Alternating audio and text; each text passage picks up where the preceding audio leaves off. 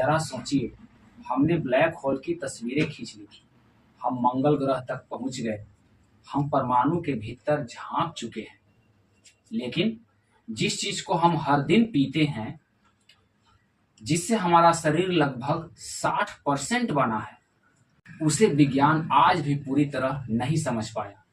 हाँ, हम बात कर रहे हैं पानी की, एक ऐसा तरल जो पत्थर तोड़ देता है, 100 मीटर ऊंचे पेड़ की चोटी तक बिना किसी पंप के पहुंच जाता है और जमने पर डूबने के बजाय तैरने लगता है।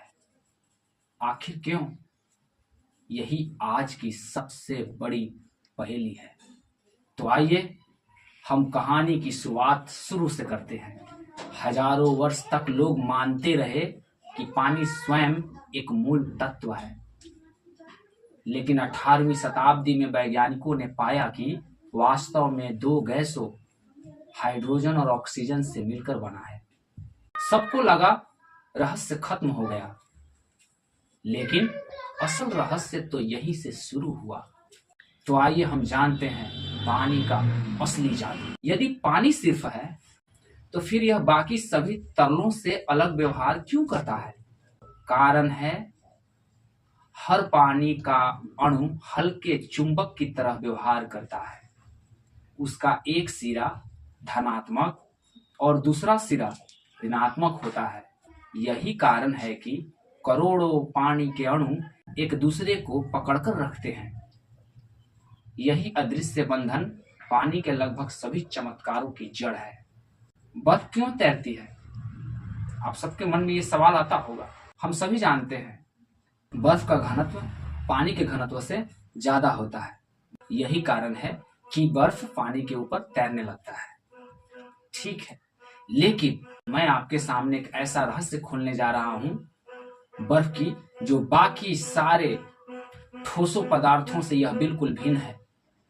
दुनिया के लगभग हर पदार्थ में ठोस रूप तरल से भारी होता है, लेकिन पानी इस नियम को तोड़ देता है।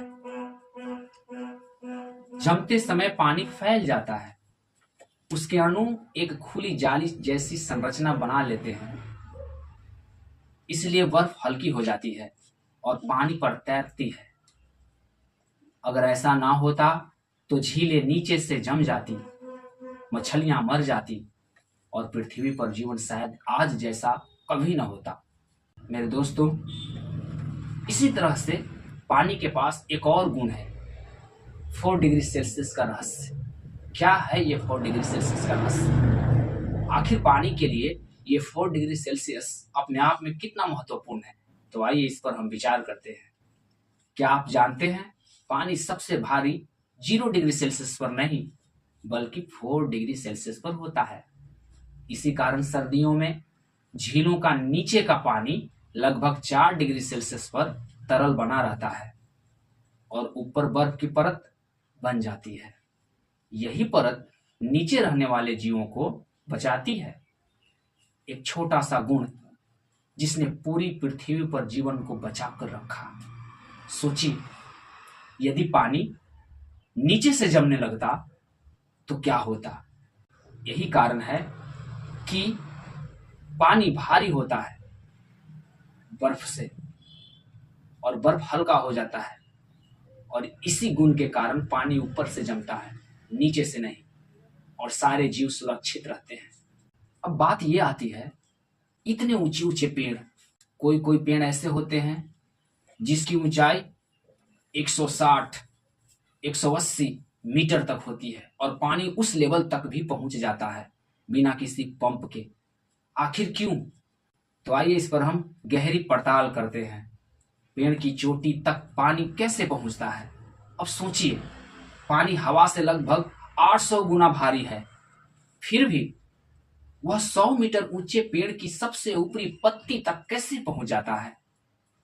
कोई मोटर नहीं, कोई पंप नहीं, सिर्फ पेड़ के भीतर पानी की एक लगातार जुड़ी हुई श्रृंखला बनती है।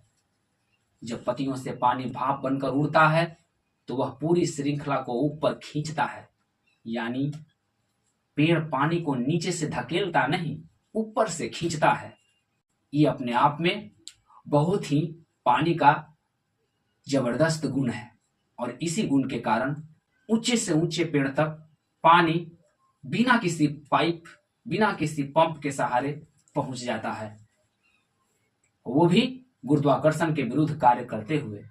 अब बात करते हैं पानी के उस गुण के बारे में जो बड़े बड़े पहाड़ों को भी तोड़ देता है। तो आइए इसके गहराई में जाते हैं। पानी पत्थर से नरम फिर भी पहाड़ को तोड़ देता है। पानी देखने में कोमल है, लेकिन करोड़ों वर्षों में उसी ने कई घाटियां बनाई, नदियों के रास्ते बनाए, गुफाएं बनाई, और सर्दियों में जब पानी चट्टानों की दरारों में जमता है तो फैलकर उन्हें धीरे धीरे तोड़ देता है। नरम रहकर पत्थर को हराना सिर्फ पानी जानता है। दोस्तों, अब हम बात करते हैं एम्पेम्बा प्रभाव। ये क्या है एम्पेम्बा प्रभाव?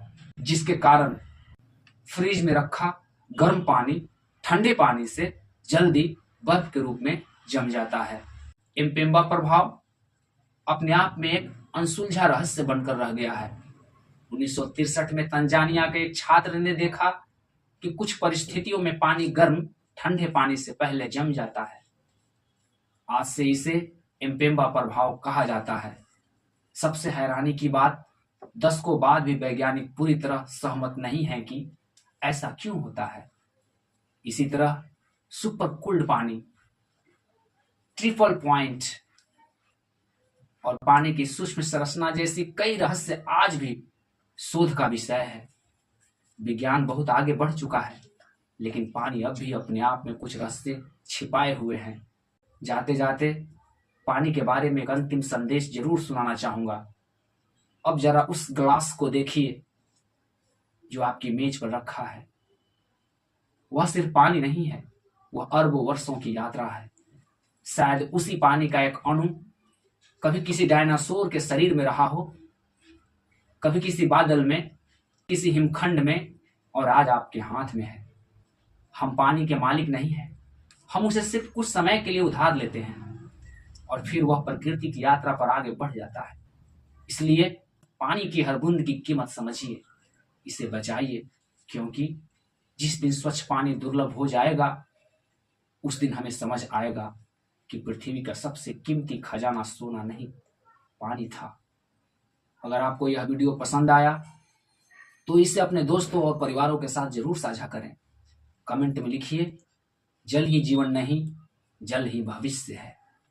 और ऐसे ही विज्ञान, इतिहास और ब्रह्मांड के रहस्यों को सरल भाषा में जानने के लिए हमारे चैनल को सब्सक्राइब करें। Thank you very much. जय हिंद।